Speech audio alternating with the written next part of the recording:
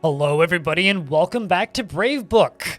This is a Dwarf Fortress Let's Play. This will be episode 6, and our traders have just arrived. This is going to be our first opportunity to trade with the Mountain Home. Now, if you've been watching this series up until now, you might notice that a few things have changed. I have a bunch of stuff designated to be deconstructed, and I've just noticed some stuff that I don't actually want deconstructed, so I'm going to stop deconstructing it. But we are deconstructing a large portion of this because I want this to kind of be a indoor area where I can farm my creatures, where we can do some above ground farming, and also, just kind of have an outside wall. I have filled in some chunks up here, and I do want to go around and start making this area look a little better, because I do think those kind of upper corners look a little janky right now. But, like I said, we have this caravan that's arriving, which is a caravan from Bim Og. Now, when trading, something that I think that is very important is to kind of check in with the dwarves that you are trading with. Learn a little bit about them and take a little bit of time to get to know them. Specifically, the outpost liaison, which I'm not certain if they've arrived just yet, but we're going to go take a quick peek. We're going to go over here to the full units list here and scroll down and see if we have them. There they are. Bomrek Yordamtolar is our outpost liaison. Of course, there is a book over here called Stirred Evenness, and only the wise will tell forward. We've got a lot of books to put away in this fortress, as you can probably imagine, but this here dwarf is, they do need a throne room, because currently they don't have a throne room here, and it appears that they are actually a kindred spirit with one of my dwarves, which is actually a very interesting concept. Now, some of you may or may not know this, but I like to do things in the overworld behind the scenes during the start of a new fortress. And one of the things that I did was I actually made a bridge fortress. Now, I can locate that bridge fortress for you in the overworld. This fortress, where we are settled right here, is right here. And if I actually look at news and rumors, you'll notice that there's another fortress just north of us, which I think is part of the same faction. Yeah, the Sling of Clubs. There's another one right just there. And I wonder if we're going to hear about that one being populated. But if I actually scroll all the way down here, you'll see that there is another dwarven fortress right here. A fortress with 20 population that I played for about a quarter of a year. Now, this fortress, I've just simply waited for the first migrant wave to arrive, because this area is completely separated from the main continent. If we scroll a little further down, this is actually where the faction lives, in kind of this messy zone down here. And the actual home faction, while it's quite small, it doesn't have a lot going on. And it's worth noting that this had 7 starting dwarves, meaning this dwarf right here, Bomrek, was one of the starting 7, because they have 6 kindred spirits. And interestingly enough, one of them chose to move here, who was Mengdok, who is our chief medical dwarf. Now, when I look at this dwarf here, Bomrek, their personality is a little short. He's rarely jealous and doesn't try to get things done perfectly, but he is grateful when others help him out, and he tries to return favors. He does not easily hate or develop negative feelings, and he doesn't handle stress well. He needs alcohol to get through the working day, and values-wise, he dreams of mastering a skill and personally would have the world operate in complete harmony without the least bit of strife or disorder, and is a firm believer in the value of tradition, and doesn't see the attainment of knowledge as important. Let's follow this dwarf while they run into the fortress. Over here under preferences, we can see that he likes rose gold, trapezoite, and bitter orange wood, coral and stoat bone, and short swords and greats and griffins for their strength. And the words of the Zephyr of Mines, and the sight of the smile of dancing, and when possible, prefers to consume lorikeet and muckroots and purple amaranth beer. And he absolutely hates lizards. Well, welcome to the fortress, even if temporarily. Bomrek, I hope that you enjoy your stay here. You are terrified while in conflict. Hold on a second. In conflict with what? Apparently is in conflict with something. Did you, perchance, walk into something scary like a magma crab? Oh, you did. Well, there's magma crabs coming up through the basement. That's not good. Well, I'm going to real quick grab our squads here. and run them all the way down to the bottom and see if we can't deal with this little magma crab problem. Because I think that magma crabs are potentially very dangerous. We should also probably, while we're at it, fill in these corners here, just so that they stop walking into the fortress a little bit. So I'm going to queue up 2 blocks here to fill in the corners of this, and I'm going to tell my military squad to go station down at the bottom. Let's just go follow Jurist of Legend, a very upset dwarf, who hopefully will come around a little bit on their very, very, very foul mood. But, you know, he is satisfied after discussing problems with an acquaintance, and he is exhilarated remembering getting into an argument, but afraid after experiencing trauma. Although, fortunately, he does feel good after sleeping in a good bedroom and very satisfied upon improving acts. So hopefully we can steer you in the right direction here, Dwarf. So we're going to run them all the way down through these ramps, and I'm going to close this combat log here. And we're going to see when combat pops up again. Swordsdwarf is fighting. Okay. Swordsdwarf appears to have killed a troglodyte. Okay. Not what I was expecting, but not entirely sure where these crabs are currently. Let's see where another one pops up, if another one pops up. We may have already cleared them. All right, let's tell them to go back to training. And run all the way back up. Because as they see threats, they will go and fight them. Yeah, he doesn't feel anything after seeing a magma crab's dead body, so I may have closed the combat log already, but it does appear that he's done. So at the end of the last episode, I talked about a few things I wanted to do for this episode. I wanted to get a better farming setup going, which I want to kind of do on the surface, and I also wanted to, continue working on the construction of this library, and I also kind of want to go through the underground areas a little bit and see what kind of books we have around here.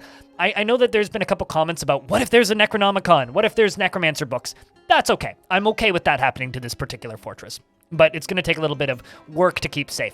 So what I'm going to do now is I'm actually going to go here, and we're going to go to move items to and from depot. And I'm just going to search by X, which some people say doesn't work. It only works in this screen when trading. And I'm going to run through here, and I'm going to trade all of the used crappy clothing in this fortress. This is going to be a lot of jobs, and I will check in once every single type of clothing that is damaged has been selected.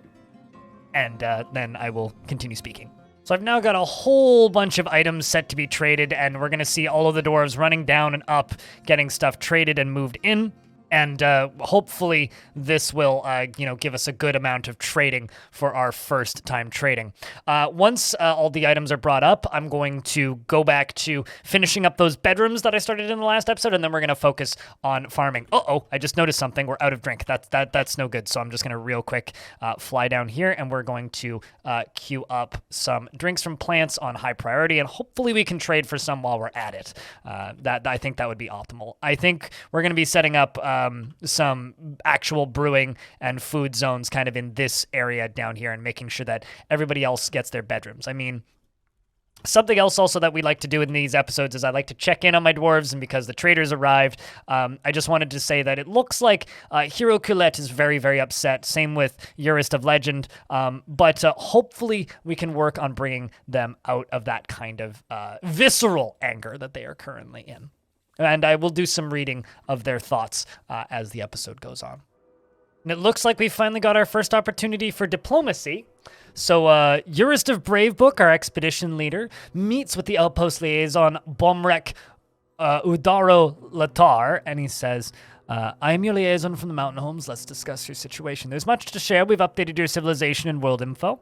And then they would like to know what requests we have of the merchants. So this is a tricky one. But because we're kind of short on wood, I'm actually going to request a bunch of different type of wood. Because this map is kind of short on them, and it requires going out into the caverns, which I'd like to avoid doing in a lot of cases. I'm also going to request steel and iron anvil. Just iron anvils. They're cheaper. And I think that's, actually, maybe we don't need those, because they're probably scattered around the fortress. Actually, I think what I'm going to request is we're going to take a real quick peek at pets and just see what's available. Nothing particularly interesting. I would like some turkeys. And I'm thinking, let's say some meat variety, some fish variety, and plump helmets. And they want earrings. Well, I'm sure that we can provide earrings next year. Now, since they shared some news and rumors, we're going to center on our fort and look at these news and rumors. All right, so this little fortress just north of us, Page Gears. In the early autumn of 2078, Nami Vision Match became the mayor of the Leafy Castle. All right, so this is the Leafy Castle, and a group calling itself the Leafy Castle reclaimed on Page Gears on behalf of the Sling of Clubs. So it seems like our faction has taken notice of what we are up to here, and they seem to be reclaiming fortresses on behalf of our faction in this general vicinity. So we live here in Bravebook, just south, and just north is a new group that is now a part of us, which is kind of neat, actually. We also have these two helixes, which are automatically linked to me, and I'm not entirely sure why this is. If this is because of, which is also interesting because I can raid them? Huh. All right. Normally you can't raid those. Normally it's like, do you want to bring workers from here to come stay with you permanently? But you don't normally see they want to raid you. So, interesting. Also, I'm noticing we have another dwarf here who really seems to like reading. This is Tubal, who feels satisfied after discussing their problems with an acquaintance. So I think I'm going to add this dwarf as a scholar real quick. And now the way I'm going to do this is I'm just going to go underneath their peasant role, and I'm just going to add a bunch of hyphens here so that they stand out very obviously. And then I'm going to hit Z, and I'm going to go to this screen. We're going to click Scholar, and I'm just going to scroll until I find the Dabbling Mechanic. There you go. Because you get enjoyment out of this. Might as well give you a role surrounding it. As for this here Scholar, I don't know if you get a nickname yet, but we'll consider it. Now, a little spot that I spotted a couple of episodes ago was this. This is a tiny little water hole right here, and around the edges of it are all of these books. Now, I very much would like to get these scrolls into my library, so I'm going to make a little jet bridge here, and I'm going to unforbid these. And, of course, there's always the threat that there might be something terrifying there, and, frankly, I think that's okay. If we find some dark forbidden knowledge from the world's past, then, so be it.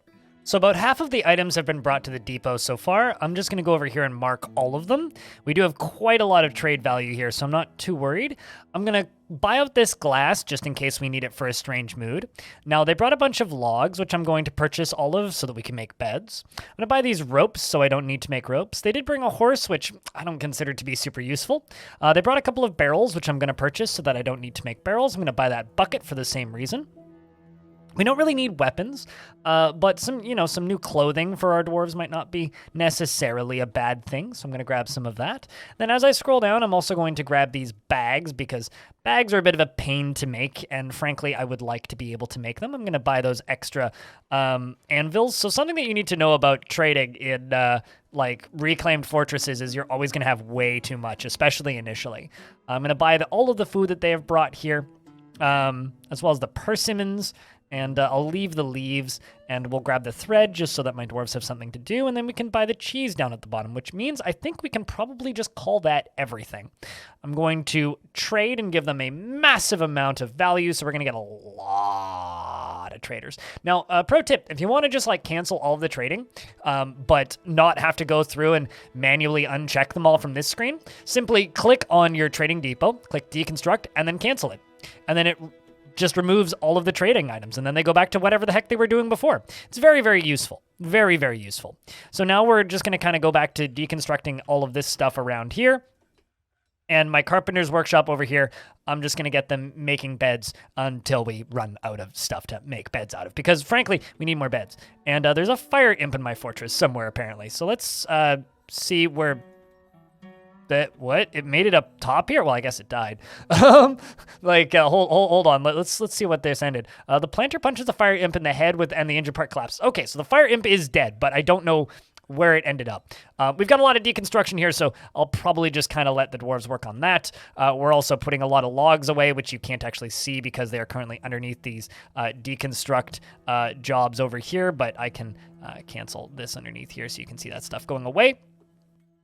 And we got a lot of tasks getting done. So as more beds get made, actually, hold on. How many do I have just sitting there? Kind of a lot. Okay, so you know what? I might actually just pause this bed deconstruction. for right now. And I think we're going to... Oops, some migrants have arrived. We'll get to watch our population scale up real quick. I'm going to jump over to where they're arriving, and we're going to take a peek at what kind of people we have here. And if anybody particularly noteworthy shows up, I'll highlight them. Very small migrant wave of just 5 so far, and they don't seem to have brought much in the way of animals. However, we do have a beekeeper and several other animal trainers and other interesting folks. So we're going to go back to what I said earlier, which is bedrooms. I'm just going to double check on my jobs that we do have plenty of people set to engraving and stone cutting, which we do. And I'm going to get all of this stuff smoothed here so we can get some more beds put away here.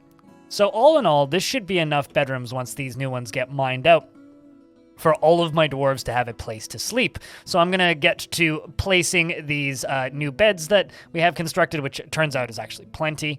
And then from there, we're going to, we're actually going to need to prep for a mayor, but, and then from there, we're going to get all these with doors set up, and hopefully we can get beds set up for every dwarf in the fort. Also, this is exciting. We appear to have caught a cave crocodile, which currently on its own, not that useful, but if we could get some female cave crocodiles, we could get some cave crocodile eggs, or maybe make a cave crocodile defensive structure, which could also be very exciting. We also have this little craftsdwarf shop down here. I'm gonna real quick place 2 stoneworkers shops down next to them. We're gonna start making some doors, I think, because doors are something that we kind of need now. So we're gonna queue up some rock doors, and I'm thinking about 50, we can then check in on the surface and see how things are going on up there. So down here is Zasset, who looks like he's got those cool glasses on, is reading Splattered Islands, which is a book that I'm slightly interested in. What is Splattered Islands? A written portion consists of a 13-page essay entitled Splattered Islands Principles and Practice, authored by Nawara. It concerns the authoring of The Cottage and Nothing More by the elf Nawara in Splattered Islands in the mid-spring of 260. Overall, the prose is not awful, but not very good either. This book is like 1,600 years, or about a book that was like 1,600+ years old, which is kind of insane if you think about it. Very much enjoying reading this book, and very much enjoying their time in our very small and humble, soon-to-be grand and epic library.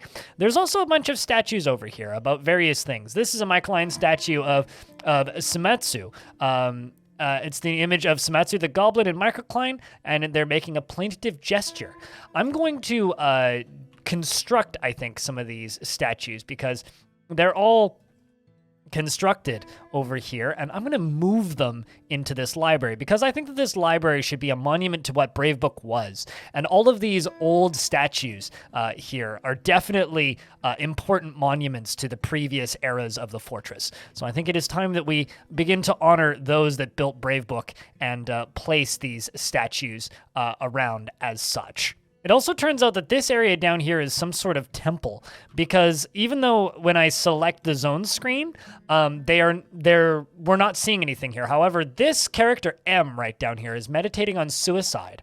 Now, they worship Nathis, and they are passing acquaintances with many of my dwarves. But this character here is meditating, and this character right next to them are both meditating, meaning that this is some sort of temple that we don't currently actually understand or even have access to. We also have a bunch of forbidden statues down here, which I'm also going to deconstruct for my newly constructed beginning construction of my library. We're bringing in a few more chairs and tables as well, for good measure. And also some of these areas down here have started to get dug out just a little bit, so we're going to go in here and we're going to get them smoothing. And while all of these jobs have been tasked up, I think it is time that we check in with Hero Kulet, who is one of the more upset dwarves in our fortress currently. However, he is satisfied after reading Doubts on Nimil and bored after being unable to practice a craft. Well, we do need to help you with that. You are made deeply uncomfortable by differences in appearance and culture, which means you're probably not too happy about the creatures that are already living here in this fortress. And hopefully your ideas don't overpower too much, otherwise we may have to dispose of them eventually. It also appears that Oopsu, the first Ash, is now visiting. We do actually have a very happy dwarf. We need to check it on them too. Strongly prefers discussions of ideas and abstract concepts over handling specific practical issues, and prefers to be alone and seeks out exciting and adventurous situations. Well, this fortress has definitely not been boring. He is a bit stubborn still, and under his recent thoughts and memories, we can see that he is still very afraid after reliving experiencing trauma, but bored after being unable to practice a craft. We definitely need to work on the craft situation in this fortress, because it is certainly a concerning one, to say the least. Getting more chairs and tables set up is also going to be something that we are going to be able to assist the fortress with. Now, something I'm going to do is I'm actually going to maybe commit a crime, I'm going to remove a part of this zone from my library. I'm going to go in here and we're going to use the eraser tool. I'm going to remove a couple of these chairs. I'm going to replace it with a dining hall. Because the dwarves are going to need some dining halls in various spaces around the fortress. And if I can place a dining hall here, and if I can get a little stockpile with some prepared meals, I'm sure that'll definitely begin to help the dwarven mental status, even if it's just a little bit. So we're going to place this for food, go up here and remove seeds, and actually, just remove most things except allow prepared meals and drinks is what we're going to do. And then after that, we are going to try and get kitchens functioning today as well. So something else I'm going to do while I'm queuing up jobs is I'm going to queue up a big old gather plants job just for a chunk of the surface. And then up here, we're going to see if we can get some surface farming going sooner rather than later. Eurist of Bravebook over here apparently has actually changed her mental status, and she always acts with mercy and compassion at the forefront of her consideration. After seeing a goblin Atu's dead body in 2078, she is utterly languid and has a easy pace of living still, so that's good to hear. But she does feel much empathy after being cried on by many unhappy citizens. And also checking in, she has many close friends, including Lorbam, who unfortunately passed away in the fighting. Let's see who else you have as close friends these days. So Lorbam, who was one of the few dwarves who I had who became a werewolf, and then also that damned one who also became a were-creature. It's a real shame that so many of your friends died so early on in the fortress. But on the bright side, you're still here, right? Right, Eurist? I'm sure we can fix you. We can recover you. You can become a happier dwarf as time goes on. So I did mention that we have one ecstatically happy dwarf, and I'm very curious to know who that is. It's this fish cleaner. What is so happy about your life, fish cleaner? Often feels filled with joy. Well, there you go. Is not a private person and freely shares details of his life, and is very greedy. He has a tendency towards forming deep and emotional bonds with others, and he sometimes acts with little determination and confidence, and does not often feel lustful and has little interest in joking around. And he can handle stress, and he tends to be passive in discussions. He dreams of creating a great work of art, and personally sees perseverance in the face of adversity bullheaded and foolish, and likes orthoclase and black bronze. Well, dear Unib, the fish cleaner, I do wish you the most success in the fortress going forward, and I hope that your happiness continues to shine, because it is quite wholesome to see indeed. We are now up to 47 books in the library total, and as for writing materials, I'm just going to increase this number to as high as I can, which I think is 999. Yes. So we are going to put as much writing material in here as possible. And eventually I would like to get some writers in here. Maybe even somebody like Eurist of Bravebook, who is a dabbling reader, or somebody like Cogsack, who is an adequate reader and an adequate wordsmith. Maybe even somebody that we should start off with. So Cogsack, I just want to say, welcome to the scribes of this fortress. So I'm making a seed stockpile, but I'm removing plump helmets from it. It's going to be up here for the surface. I'm also going to go into this stockpile under seeds. I'm going to remove cave wheat seeds, and I'm going to remove pigtail seeds, because this is going to be for our surface growing. We can also do sweet pods, and we could also do dimple cups, which are all going to be the things that are going to be farmed on the surface. So this is a new seed stockpile, and we're going to go in here and we're going to remove barrels, and hopefully we can start getting some of these seeds out of here, although a lot of them are going to be, plump helmet stuff anyways. But we can get these bags placed in quickly and hopefully get stuff removed. We're also still working on removing all of this wood, or all of this material from up here. And in fact, I think I'm actually going to expand the size of this ever so slightly. We're going to maybe widen it up to about there, and then click accept, and then remove. Oh, we don't need to remove the barrels from it again. I thought that it then forbid those. But anyway, we're going to go into farming, and we're going to queue up our farm plots now. And of course, while everything else is happening, I'm queuing up constructions on the second layer of the library, which is going to be very similar to the first, except have more space for everything library related. Still being made out of the same materials and is slowly moving upwards. And as this construction moves up, we're also going to move up and go up to here and continue with this. So just outside the top of the library, as I've been continuing the construction, I've noticed these guys.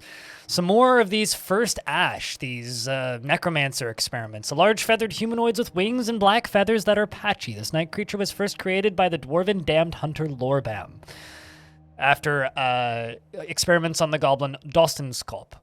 There's quite a few of them, and they tend to be kind of floating around the outside of the library. And I'm just going to kind of call or give them the nickname Library Gargoyle, because I actually don't even know if I spelled gargoyle correctly there, but these guys are all legendary masons, and I kind of think of them as like the builders of this library to a degree. They're kind of a interesting little critter that's just hovering there, but we've made some good progress. We've got or at least I was about to say we've got those farm plots done. We don't. We've got these layers, this layer, and then this layer above it, all finished up. Something else that I also need to go work on is bedrooms down in the basement, because we've been doing some work in this regard, but not a lot. So I'm going to get some more spaces down here smoothed and see if we can get some more bedrooms fully assigned now that we've probably got some more doors constructed, which we definitely do. So with a lot of these dwarves do not yet have bedrooms, so we're just going to quickly multi-assign these and just see how many more we're getting. 18 more bedrooms. That is a very good place for us to be in. Of course, a lot of them don't even have beds in them yet, but those should get put together quite quickly. As far as moods go, we are slowly shifting over to the happier side of things. The fortress mood is slowly improving. It just, of course, could be improving quicker. We do, however, have kind of a sad tale. The ghost Yushut has risen and is now haunting the fortress. But fortunately, we do have the ability to quickly get that dealt with now by simply engraving a memorial. Got that all queued up, and we will give them a space in our tomb, which is admittedly rather full over here. And it seems that it is actually this ghost right here hasn't, either the body was lost in burning somewhere or something else horrific happened. So what I'm actually going to do is I'm going to remove this tomb entirely, and then once the coffin here has been deconstructed, I will be assigning that slab to this location over here. So Dwarf comes running in real quickly, and I can now queue up a slab. I just need to remember to click on the right button first, move it up there, and then we just need to see what material it's been made out of, because there's a lot of different materials of slabs in here. Well, clearly it's not done yet, so I will give that thing a minute to get done, and then we will get that named, or that slab placed. Here it is, the shirt slab to Yushut. I'm actually a little bit curious as to what happened to Yushut, because the chaos early on in this fortress was just so much that, quite frankly, it was kind of difficult to follow. So I'm also going to queue up a few more coffins for this tomb area over here. And something else that I have been meaning to do that I queued up, I think, in the first episode here, is I want to I want to smooth this upper area, and then this lower one is going to get channeled up into here. So once this kind of corner up here has been smoothed, then I can bring this area down as ramps. So I don't actually need to do the floor here because those are going to get cut out, but I do want to have kind of an upper walkway down into this coffin zone so they don't need to go all the way up and around, and that'll give us a bit of access down here, which is now queued up. As you can see, they're finishing up this, and then once they are finished with whatever else they're digging, they will come here and channel out those nice and quick. And as for the slab over here, this is a memorial to Yushat. The slab reads, in memory of Yushat, born in 2026, struck down by the goblin Zom, the sunken healer in the year 2078. So it must have been one of those undead crazies. So it's a very sad tale that we've had to lose so many dwarves so quickly, but it also appears that something else is happening. We got troubles brewing. We've got Olm people over here in the caverns. Currently, like I said before, not really an issue, but could become an issue in the future. We need somewhere to put that crocodile as well. Maybe something for the next episode. Hopefully we can find something, or hopefully we can find a breeding pair and get some crocodile shenanigans going on here. Got a few more bedrooms created, and as we jump back up to the library, we can check in on things. There's still 47 books in here. Perhaps we need to go and unforbid some more things. I also, if you may notice, I took out a corner of wall right there just to kind of make things a little bit more circular, and of which we can now go in and fix these. But there's something else that I've been meaning to check in on, because there's a very interesting room a little further down. And this very interesting room is this one that is filled with all of that writing material that we've talked about a couple of times, combined with all of these statues with little interesting dice on display. A little bit further down, there is this room. Now, this room is full of these, which are these interesting little display cases. Now, some of them are just sitting there kind of empty, and they don't really have anything particularly interesting. Of course, I do need to grab these statues sooner rather than later, but the really, really interesting thing here isn't the statues. It isn't any of these other devices. It isn't really these all of these books or anything down here. The interesting thing is this. This is a native... this is a slab here, and it is on display on this native silver display case, which reads, this is an Electrum slab. All craftsmanship is of the highest quality. This slab reads, the secret of life and death. Per Mostar, Vush Rash. Now, in and of itself, this is a very curious item. It's very interesting and useful to us, however, not inherently dangerous like some people in the comments section were initially concerned about. Keep in mind, the dwarves have no real use for it, and they can't even read it, in fact. But definitely something we're going to need to be mindful of and aware of going forward in this fortress. Now, I really would like to get all of these items down here removed from here. So what I'm going to do is I'm just going to make a real quick everything stockpile and accept it. And then I'm going to set it as everything so that they realize that there's a stockpile here. And then I'm going to remove it. And hopefully that'll get some more of these items claimed, because I would love to get these books moved up to the surface sooner rather than later. We're also going to deconstruct some more of these statues down here, and maybe we'll have to dive into what some of them have written on them. Because we've built another layer of the library, we need more statues. And of course, we are using the original designs from the rest of the fortress, primarily. So over here, we now have a good number of different materials and things that we can start growing up here. So what I'm going to do, I think, is I'm going to expand this building here a little bit. And we're going to make this into our kitchen, this kind of corner zone here. We're also going to place some more farm plots down here. So what I would like to grow, I think, is, well, they really like things that we can brew into alcohol. Dwarves like variety of alcohol. So I think we're going to do quinoa. I think we're going to do 2 seasons of that. Down at the bottom, we're going to do rhubarb, because I think that's brewable, and rhubarb. Over here on this second one, we're going to do long yams. And then a little further down, I think we're going to do rye, because I'm a big fan of rye in real life. So long yams and rye. Then right over here, I'm going to make a, well, maybe not right over here, but a little bit down. I think we're going to dig into this area down here, kind of connected to this over here. And this area in the center is going to become kind of our kitchen / brewery. And we're going to move the few little bits of brewing down from underground up to here as well. So the way I'm going to do this is kind of with hopefully what ends up being a not boring looking little design here. And I'm going to just remove this little entryway from the stairway here and give us a little kind of around the edge walkway. I'm thinking we'll also probably put some crafting down here, as well as a little connector to this kind of corner spot there with a door, just to give us kind of a multi-pronged entryway here. And generally just kind of hope that nothing nasty comes in from the surface, because otherwise this whole setup may run into some problems.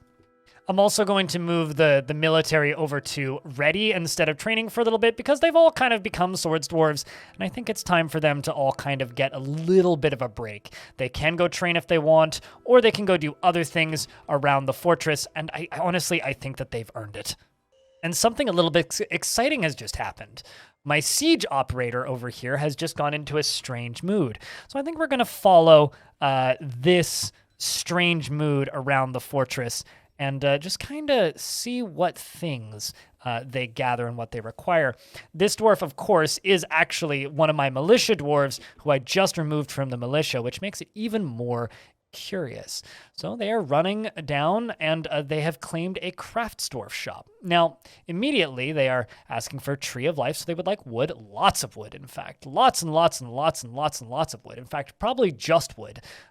Which also leads me to wonder, why are you just sitting here? Do we not have wood? Apparently we do not currently have wood. Well, I guess we have to go out into the caverns then in that case, because I thought we still had some left from the last trade, but I suppose we do not. So next order of business then is to run out into the caverns and see what we can find in regards to wood. Because we don't want to aggravate the caverns too much just yet, but we do, however, need that artifact to finish. So priority number 1, I'm going to go hack down that tree and see what we happen to find because of this turn of events. So something that I think is a little bit interesting is we've just been notified of a petition.